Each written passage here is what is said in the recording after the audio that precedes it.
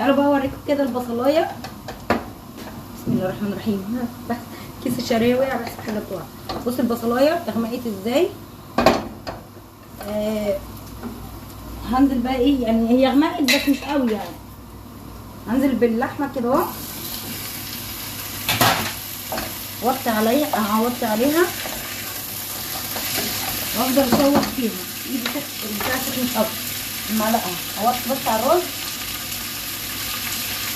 اوطي على الرز. بصوا بقى انا هنزل بفلفل احمر والثوم ديت انا عاملاها، بحط منها حاجه يعني كتير قوي في الاكل اهي. نفضل بقى نشوح، افضل اشوح كمان. احط حته صلصه كده وافضل نشوح كله بقى ايه. نحط الصلصه، نحط التوابل، كزبره ناشفه،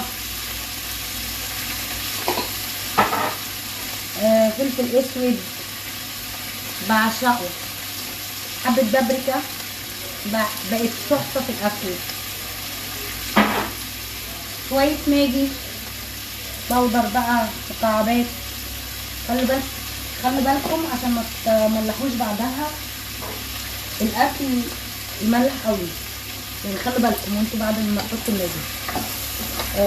هفضل بقى قلت نقلب اللحمه بتاعتنا.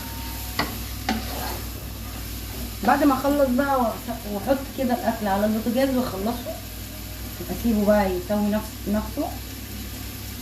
هنخش على ايه، على ترويق الشقه عشان بكره قلت لكم انا مش فاضيه برضه وعايزه اعطس.